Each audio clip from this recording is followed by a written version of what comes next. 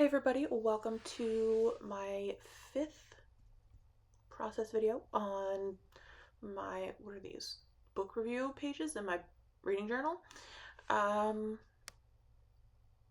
think I go back to, so the last one, I don't know why I made that decision, but the last one I did 3 spreads instead of 2, and like I said, I don't know why I made that decision. I think this one has 2 in it. But who knows? I guess we'll find out.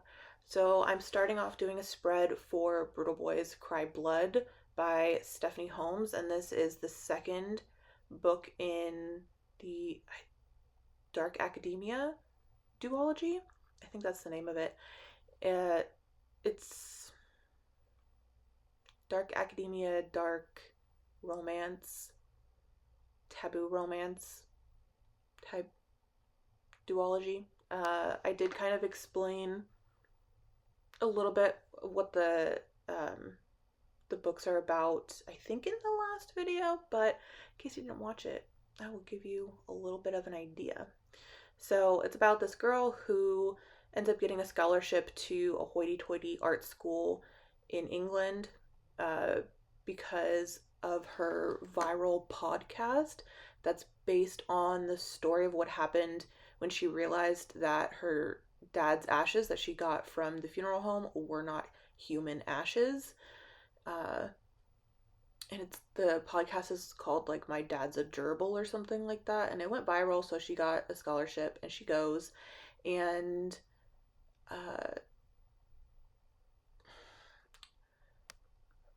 she's not like the quote unquote popular type person. So she's kind of portrayed as a little bit of a outcast, a little bit of a, I don't know, alternative type person. She's not like shy or anything though, but she's trying to figure out what to do for the topic of her second season of her podcast, because she's already, she spent the first season telling the story of her dad, and that story's over. So she's trying to find a new one, and all of a sudden her roommate goes missing, and there are secret societies, there's debauchery, there's taboo things happening with the clergy. It's a good time. I really liked these books. I liked the first one so much that I just dove into the second one immediately upon finishing the first one. And because I did that, sometimes I don't remember what happens in the first one versus what happens in the second one. Like around the middle point of the two, like around the ending of the first book and the beginning of the second book, I get those things. I get them a little mixed up, because to me, I kind of read it as just one big book, because the first one, the second one picks up right where the first one ends. There's no like time gap or anything. But yes, I read these on KU. I think they're probably still there, but then I bought physical copies because I enjoyed them so much. I haven't decided if I'm going to annotate in my physical copies or not. I think I probably will eventually, but I don't know. I don't know that this is the type of book that I really would care to annotate in, so maybe not. I feel like my preference for annotating is more like fantasy type stories, and this is not that. So I'm doing a double page spread for this, filling out all the info, and the stickers that I use are going to be, I think, mostly green and black, probably, because I try to match the washi and the stickers to the cover of the books. I mean, it's not always exact, and sometimes I add in like accent colors and stuff, but I think I stick to green and black for the most part on this one. What am I doing? Oh, I was checking to see the page count of the book. So I have these floral stickers that have this green outline, so they were perfect for this, and they had like a blackish, or maybe they are black, just black. I don't know. I can't tell looking at my little screen right now. The leaves are like either a black or really, really dark green, so that works out perfectly.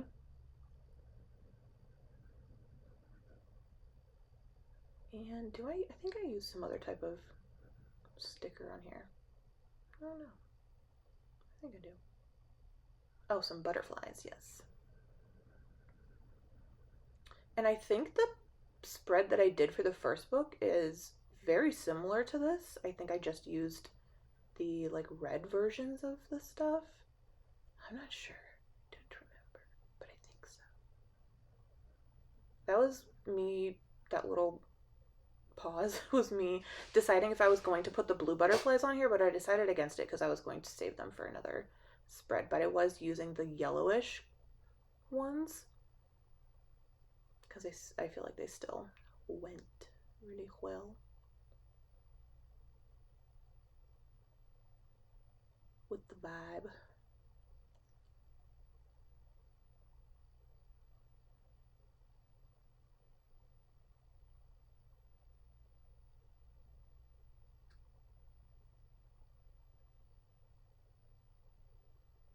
I did take up a pretty good chunk of writing space with that one butterfly, but I think I'll still have plenty of room to write my thoughts, and it just went too perfectly not to use it. And then I have this sheet of these little gold stars, and I love these so much. They're just so fun to sprinkle around and add a little bit of pizzazz to the page. I do love pizzazz on my pages. I feel like I've been getting progressively like more and more heavy-handed on the stickers as I go in here, and I feel like that tends to happen in pretty much all of my ongoing projects that I use stickers in. I feel like the longer I do the project, the heavier handed I get with stickers. And I feel like that happens for maybe two reasons. One, I become more comfortable with the process that I'm using. Uh, and two, I probably get closer to being close to finishing a lot of sticker sheets. And so I just say, screw it, I'm going to put all the stickers. Because I get a very, very big sense of satisfaction when finishing sticker sheets. Okay, I'm going to be doing 2 single page spreads. That is cool. I don't have a lot of single page spreads so far. I don't think. I feel like I definitely have more double page spreads, but that's fine. I decide on whether or not I'm going to do a single or a double page spread based on a couple things. In these ones that I'm doing in particular, probably not so much in the ones I do in the future, but in this one in particular, in this like series of videos I've been doing on these spreads, I already placed down the pages that I have that show my like yearly recap thing. So I have a specific amount of pages that I'm working with that I have to fit all of these in. So the amount of pages available is part of what helped me determine whether or not I was doing a 2-page or a single page spread, and then also the amount of books that I needed to fit in within that, and how much I had to, like how many thoughts I had and wanted to write down for each book. So both of these books, I don't really have too many thoughts to be jotting down. Bird Box, I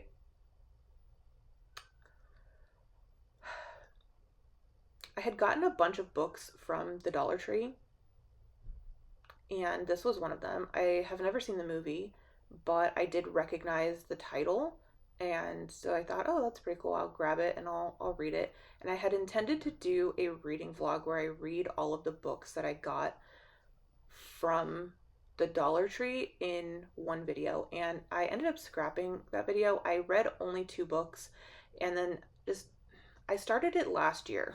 I started the video at the end of last year, I think, 2023. And then my reading slump happened, and it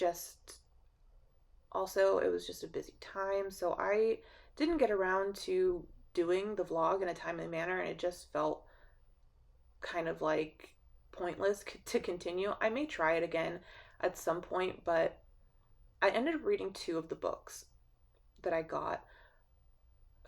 Both of them were just okay, and I think that also was a factor in why I kind of stopped the video, is because I I wanted to read the books because I was interested to see like what types of books are they putting in Dollar Tree, and I should have guessed that the majority of books that make it into the Dollar Tree are probably going to be ones that don't sell super super well.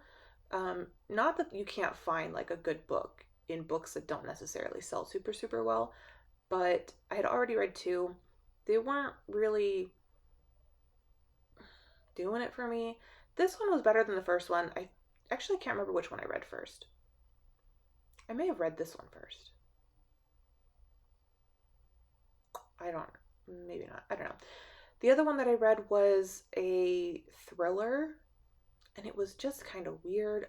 Um, it took place in Australia, and it was about this girl who's an alcoholic, and basically, I, I feel like this is not a spoiler, but eventually, like, you learn that she comes to terms with the fact that she probably became an alcoholic because it was the only thing that she could use to bond with her father, which is so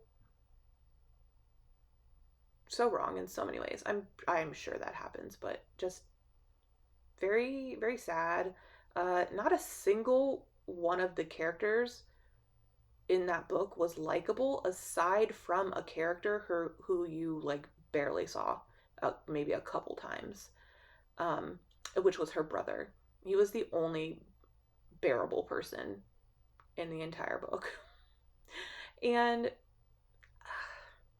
I don't mind reading about unlikable characters when, it's very clear that the author's not trying to make you like them, and you have, relief in other characters that are likable. But when every single character in the book is just horrible, I struggle with that. And yeah, that's how this was. And it was like their neighbor had gone missing like decades before, and they just found her body or something like that.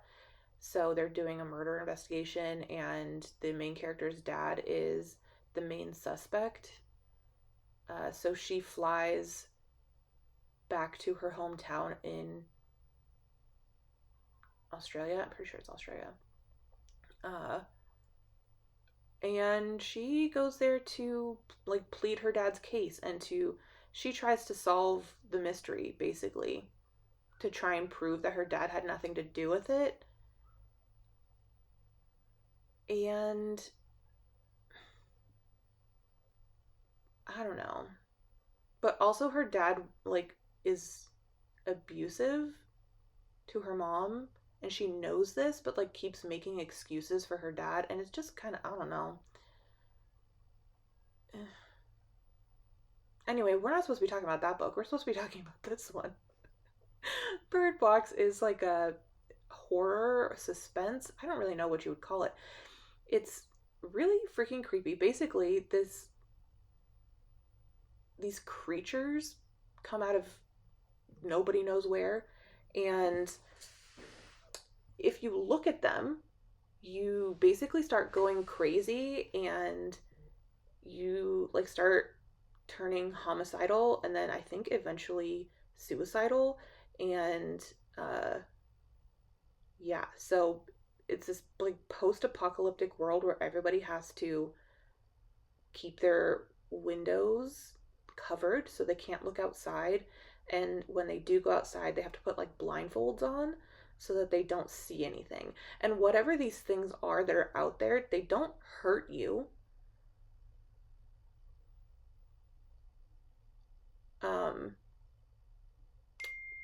they just like make you go crazy. Like if you don't look at them, if you can't see them, they don't hurt you. Like they're not going to do anything to you. So it's very strange. It's, I don't know. It was interesting. I think maybe I gave it like 3 stars. Um, if you're like super into like creepy suspense, because I don't even know if I would call it horror, because nothing like, I mean, people die, people get killed. But I don't know. It's really more on the suspense side, but I guess suspenseful horror, is that a thing? Probably. I don't know.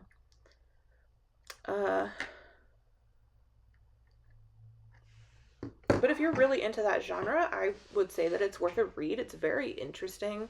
It was pretty unique, I think. I mean, to be fair, I haven't read like a large quantity of books in that genre, but if it seemed like a pretty unique concept.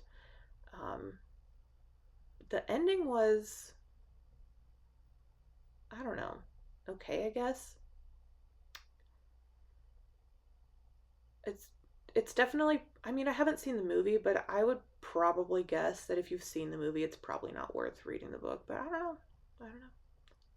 Maybe I'll watch the movie sometime. Maybe they'll give some kind of depiction of what those things will look like, but probably not, honestly, because they don't describe them in the book at all, because nobody can look at them without dying. Anyway, this next book is called Half Truths by Claire Contreras, and this book was okay also. It I felt like it was extremely predictable. Um kind of, I mean, I wouldn't there was really nothing unique about this, honestly. It was a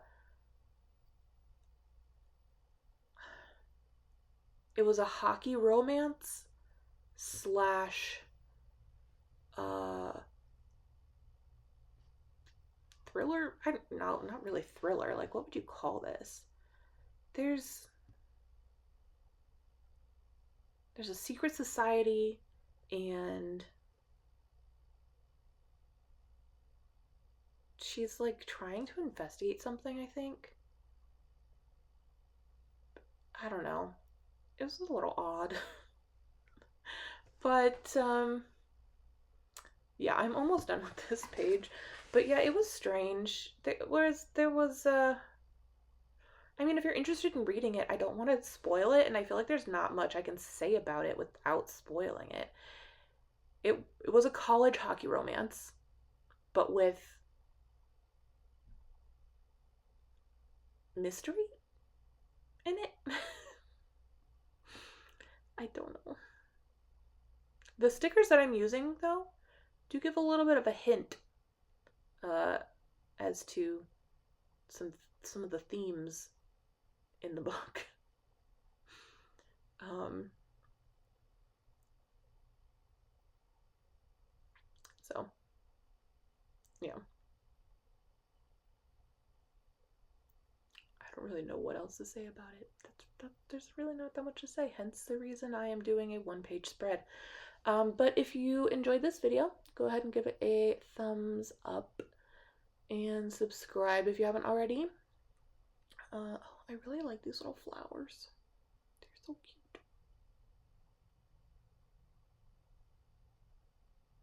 Anyway, I hope you have a good day, and I will see you guys next time.